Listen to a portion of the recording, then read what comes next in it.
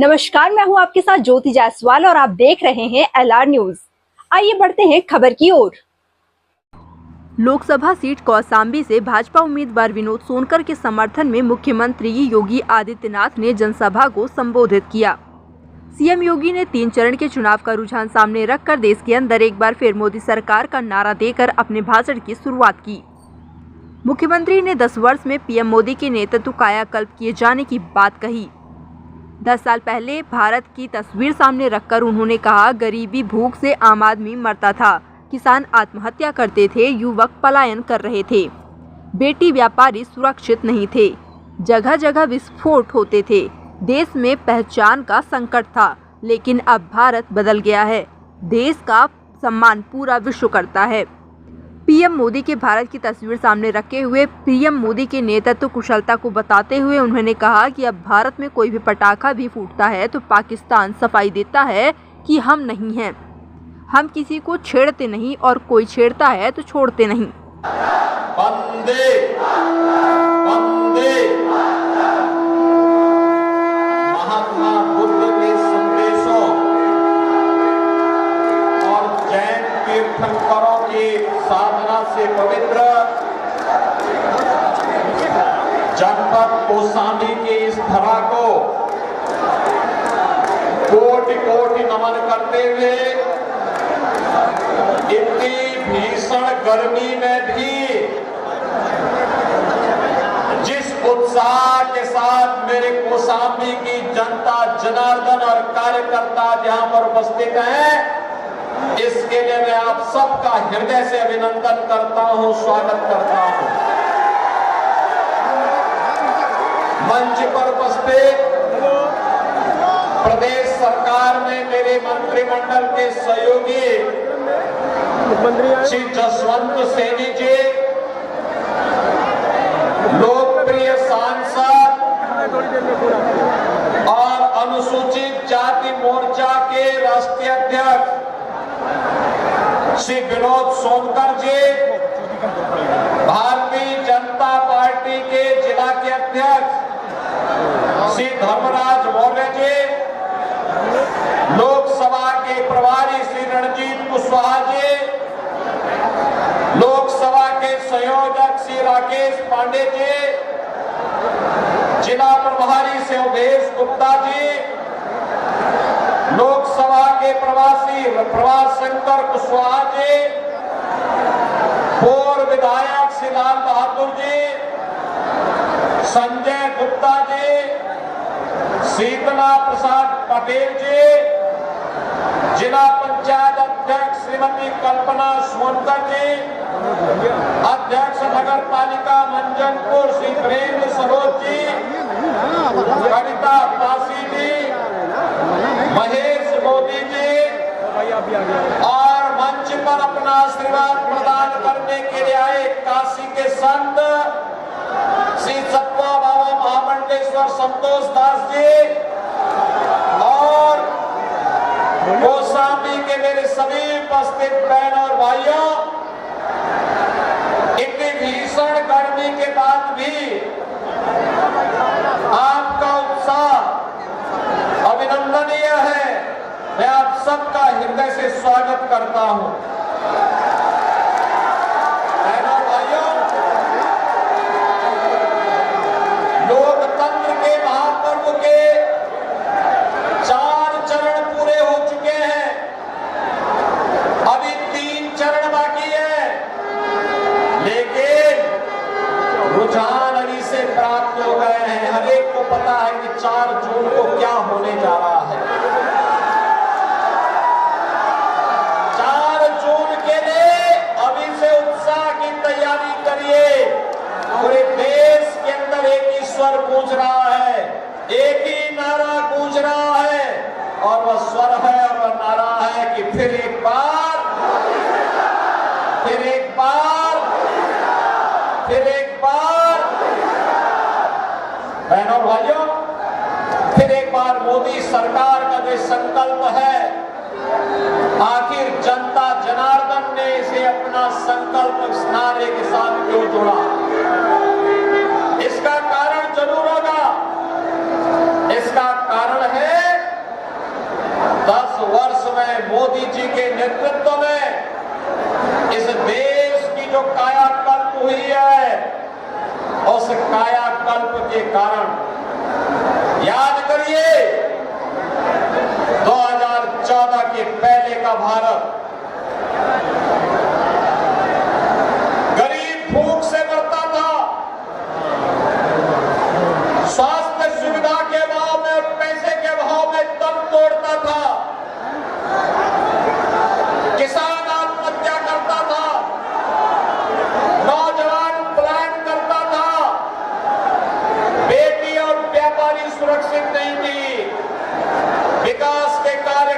पड़े हुए थे, अराजकता का माहौल था, देश के अंदर जगह जगह विस्फोट होते थे और सीमा पर दुश्मन अतिक्रमण करता था। बहनों और भाइयों, पहचान का संकट था। आज भारत बदल चुका है, एक नए भारत का हम दर्शन कर रहे हैं। आज भारत के अंदर देश का सम्मान बढ़ा है, दुनिया के अंदर भारत को सम्मान की निगाहों से देखा जाता है, सीमाएं सुरक्षित हुई हैं, आतंकवाद और नक्सलवाद पर नकेल कसी गई है और अब तो कहीं पर पटाखा भी जोर से फूट जाए तो पाकिस्तान पहले सफाई देता है कि मैंने नहीं किया है, मेरा हाथ नहीं है। तो इसे मालूम है ये नया भारत है, छेड़ता नहीं है, अगर कोई छेड़ेगा तो छोड़ना भी नहीं है। बहनों और भाइयों, ये नया भारत देश के अंदर सुरक्षा दे रहा है तो विकास के बड़े बड़े कार्य भी कर रहा है।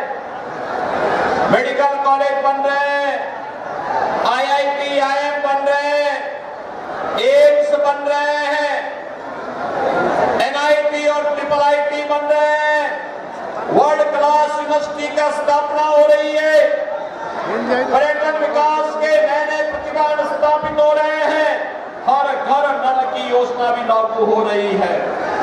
बहनों भाइयों, आप सोचिए, जो लोग भूख से पहले मारे जाते थे, आज मुझे देख करके आश्चर्य होता है।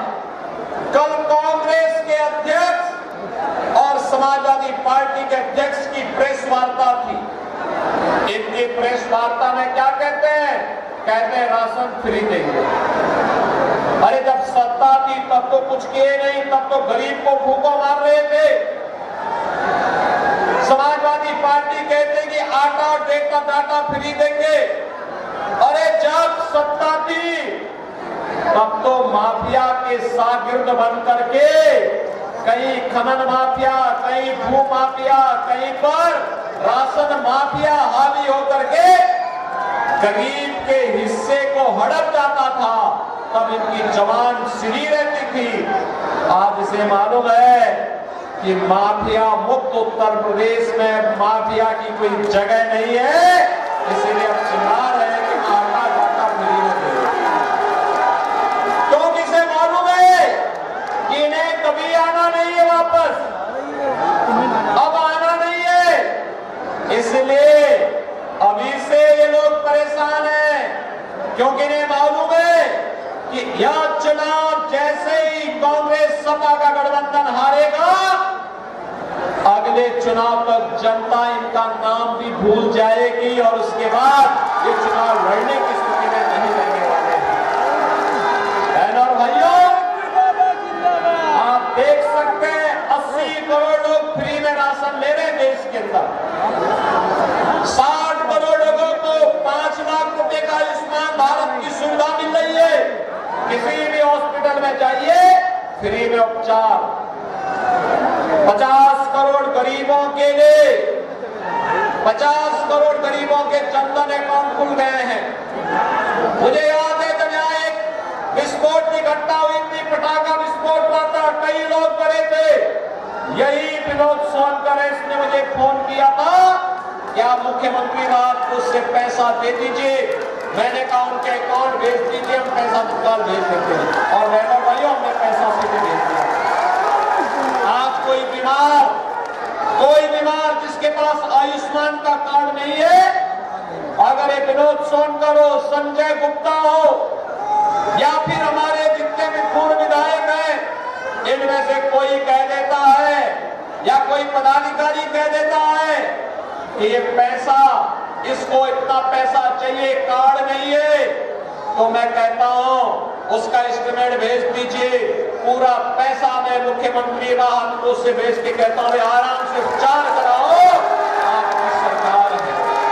बहनों भाइयों, कहना चाहता हूं, 12 करोड़ किसानों को किसान सम्मान निधि का लाभ, 12 करोड़ घरों में शौचालय का निर्माण, 10 करोड़ घरों में उज्ज्वला योजना का कनेक्शन, और यूपी में तो दीपावली और होली को फ्री में हम रसोई गैस का भरा हुआ सिलेंडर भी दे रहे हैं। 4 करोड़ गरीबों को एक मकान दे दिए हैं। और मैं आपसे फिर कह रहा हूं, मोदी जी की घोषणा है, मोदी जी की गारंटी है कि जितने गरीब मकान से वंचित हैं उन सबको अभी से कह दीजिए कि मोदी जी को तीसरा कार्यकाल दीजिए, हर एक के घर में हर एक को एक मकान बना करके फिर से सरकार उपलब्ध करवाएगी। 70 साल से ऊपर के हर एक बुजुर्ग को आयुष्मान का कार्ड देके 5 लाख रुपए की फ्री में उपचार की सुविधा उपलब्ध करवाने का कार्य करेंगे।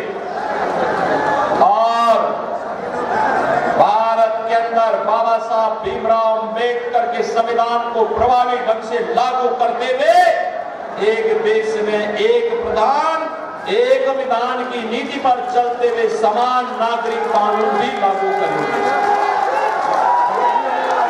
भाइयों, अब आप सोचो, महात्मा बुद्ध के संदेश की भूमि है कौशाम्बी, जैन तीर्थंकरों की भूमि है कौशाम्बी, जगत जननी मां भगवती की पावन धरा है कौशाम्बी, और मां गंगा और मां यमुना का आशीर्वाद प्राप्त होता है कौशाम्बी को। बहनों और भाइयों, मैं केवल आपसे कहना चाहता हूं, आप मुझे बताओ, जब कांग्रेस और समाजवादी पार्टी की सरकारें थी तब हम नारा लगाते थे, पुलिस के डंडे खाते थे, हम कहते थे राम लला हम आएंगे, मंदिर वहीं बनाएंगे, बोलते थे ना। क्या नारा लगता था? राम लला हम आएंगे, राम लला हम आएंगे। और तब सपा और कांग्रेस के लोग छोटे मुकदमे दायर करते थे ना। देखो, ये जो समाजवादी पार्टी है ना, ये समाजवादी पार्टी का मतलब जो संस्कार से जिसका कोई संबंध न हो, अपने से बड़े छोटे का लिहाज नहीं करते लोग, अपने से बड़ों को जबरदस्ती धक्का दे के बाहर कर देते हैं। और यही नहीं, ये लोग ठीक उल्टा आचरण करते हैं। जैसे राम भक्तों पर गोली चलाते थे और देशद्रोहियों पर दायर मुकदमों को वापस लेने का काम करते थे। गरीब के समय में भूखों मरता था, किसान आत्महत्या करता था, नौजवान की नौकरी पे सेंध लगाते थे। और बहनों भाइयों, दूसरी तरफ इनके द्वारा राम भक्तों पर गोली चलाई जाती थी। इनके समय के कारनामे अगर उजागर हो जाए तो समाजवादी पार्टी के नेता कहीं मुंह दिखाने के लायक नहीं बचेंगे। और यही कहने के लिए मैं आया हूं बहनों भाइयों, याद करिए, ये प्रयागराज का माफिया हो या गाजीपुर का माफिया, और उसके गले का हार बनाया था। मैं पूछना चाहता हूं कौशाम्बी की जनता से, बहनों भाइयों, मैं पूछना चाहता हूं, क्या पूजा पाल के पति राजू पाल पिछड़े नहीं थे क्या? उमेश पाल पिछड़ा नहीं था क्या? लेकिन समाजवादी पार्टी का क्या रिश्ता था कि वह इन लोगों को, राजू पाल के लिए, उमेश पाल के लिए और इन माफियाओं के द्वारा मारे गए सैकड़ों लोगों के प्रति, वो निषाद जाति के भी थे, पटेल जाति के भी थे, ब्राह्मण भी थे, ठाकुर भी थे, अन्य सभी जाति कोई खटिक था, कोई अनुसूचित पासी था, अलग अलग जाति के थे। इनके मरने पर समाजवादी पार्टी की संवेदना इन परिवारों के प्रति नहीं होती थी, इनकी संवेदना तो उन माफियाओं के प्रति होती थी। आपने देखा होगा, एक बुजुर्ग महिला, 80 वर्ष की महिला, मुख्यमंत्री बनने के कुछ ही दिनों के बाद वह मेरे पास आई थी। उसने कहा, साहब, ये प्रयागराज के इस माफिया ने मेरी पति की हत्या करके मेरी पूरी प्रॉपर्टी 10 बीघा जमीन पर कब्जा कर दी। मौर्य जाति की थी वो महिला। और बहनों और भाइयों, याद करिए, मैं फिर खड़ा हुआ था। मैंने कहा, माता चिंता मत कर, आज आपके आशीर्वाद से मोदी जी के नेतृत्व की यूपी की सरकार बनी है। इस माफिया को तो हम मिट्टी में मिला देंगे, घबराइए। और बहनों और भाइयों, आपने देखा होगा कैसे माफिया मिट्टी में मिल गए, कैसे माफिया मिट्टी में मिल गए, नामो निशान मिल गया। और उस बूढ़ी माता को उसका अधिकार हम लोगों ने दिया। उसका 10 बीघा खेत वापस उसको कराया गया और साथ साथ 10 वर्ष में जितना माफिया और उनके गुर्गों ने कमाया होगा वह भी वसूली हमने किया। और साथ साथ उस माफिया के ऊपर बुलडोजर चलाने का भी काम किया गया। आज आपने देखा होगा ना, आज आपने देखा होगा जो सरकारी भूमि पर प्रयागराज में कब्जा किया था, उसको हमने खाली कराया था। और खाली करा करके अपने जनप्रतिनिधियों को लेके मैं गया था और मैंने कहा था, चलो, ये विनोद सोनकर था, मैंने कहा, चलो, जितने गरीब हैं, दलित हैं, खटिक हैं, पासी हैं, हरिजन हैं, दलित हैं, पिछड़े, इन लोगों को मकान आवंटित करो। और अपने सामने इन लोगों ने हाथों से दे करके मेरी उपस्थिति में इन गरीबों को मकान पे कब्जा करवाने का काम किया। आपसे पूछना चाहता हूं, मैं पूछना चाहता हूं, अगर एक गरीब का बेटा देश की संसद में पहुंच जाता है तो इन माफियाओं को बुरा लगता है। आज हम लोगों को अच्छा लगता है जब विनोद सोनकर कौशाम्बी की सेवा तो करता ही है, लेकिन जब मैं त्रिपुरा जाता हूं तो त्रिपुरा में भी मुझे वहां सेवा करता हुआ विनोद सोनकर दिखाई देता है। गोवा जाता हूं तो गोवा के भाजपा कार्यकर्ताओं के साथ आपका विनोद सोनकर वहां भी खड़ा रहता है और कहता है, वहां के कार्यकर्ताओं की हिम्मत से काम करो, हम तो मोदी के सिपाही हैं, मोदी जी के मिशन के लिए समर्पित हैं और अपने गरीबों के लिए, अपने दलितों के लिए, अपने वंचितों के लिए, अपने पिछड़ी जाति के भाइयों और बहनों के लिए हम कार्य करेंगे। ये मुझे वहां भी दिखाई देता है। मैं महाराष्ट्र गया, ये वहां दिखाई दिया। मैं कर्नाटक गया, ये वहां मुझे दिखाई दिया। मैं तेलंगाना गया, ये मुझे वहां दिखाई दिया। मैं उड़ीसा गया, उड़ीसा में भी अनुसूचित जाति के कार्यकर्ताओं के साथ विनोद सोनकर मजबूती के साथ खड़ा होता हुआ दिखाई दिया। और बहनों भाइयों, हम हिमाचल जाते हैं तो भी विनोद सोनकर वहां कार्यकर्ताओं के साथ खड़ा रहता हुआ दिखाई देता है। आपका सांसद एक राष्ट्रीय नेता बन रहा है, राष्ट्रीय नेता बन चुका है। ये तो विकास की एक नई बहार लाने की तैयारी है कौशाम्बी के लिए। और इसलिए बहनों और भाइयों, आपका आह्वान करने के लिए आया हूं। गुमराह करने के लिए तमाम लोग आएंगे, तमाम प्रकार की बात बोलेंगे, तमाम प्रकार से झूठ बोलेंगे, तमाम प्रकार के वीडियो बना करके, ऑडियो बना करके गुमराह करने का प्रयास करेंगे। किसी के बहकावे में आने की आवश्यकता नहीं। ये अग्नि परीक्षा का समय नहीं है, यह समय तो है कमल खिलाने का समय है, कमल खिलाने का समय है। और कमल खिलाने के समय के साथ यहां पर हम लोग इस बात को सुनिश्चित कराएं, ये सुनिश्चित कराएं कि हमें सपा और कांग्रेस के द्वारा देश के खिलाफ, अनुसूचित जाति, जनजाति और पिछड़ी जाति के खिलाफ, भारत के खिलाफ, भारत की आस्था के खिलाफ जो खिलवाड़ होने जा रहा है, इसको हमें सफल नहीं होने देना है। बहनों और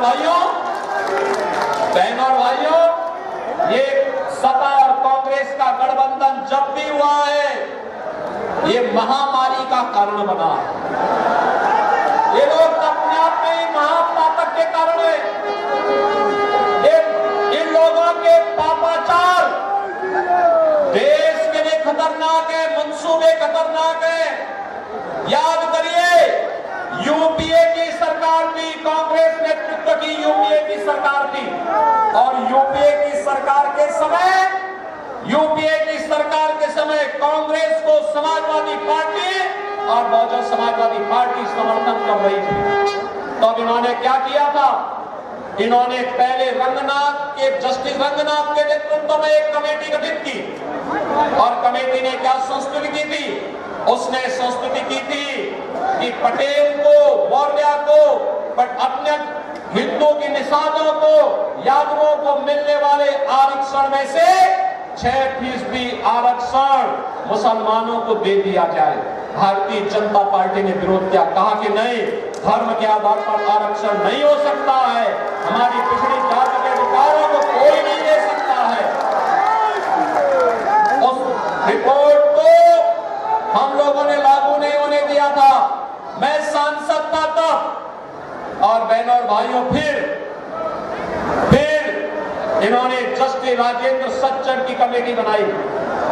उसने मुसलमानों की कुछ जातियों को अनुसूचित जाति में शामिल करने का प्रयास किया, यानी अगर सीधे से नहीं तो पीछे से ये लोग अनुसूचित जाति का अधिकार हड़पना चाहते थे। हमने कहा, भाई, बाबा साहब भीमराव अंबेडकर के संविधान में कोई छेड़छाड़ नहीं होनी चाहिए, कोई छेड़छाड़ नहीं होनी चाहिए। बाबा साहब भीमराव अंबेडकर के संविधान के साथ तो कांग्रेस और समाजवादी पार्टी। भदवारी के नगर पंचायत अध्यक्ष बहन कविता पासी जी का और धन्यवाद करना चाहता हूँ। अपने समाजवादी पार्टी छोड़ के आए भाई चंद्रबली पटेल जी का, खड़ग बहादुर सिंह जी का, मतेश सोनकर का मैं धन्यवाद करना चाहता हूँ, और धन्यवाद करना चाहता हूँ अपने मंचासीन नेताओं।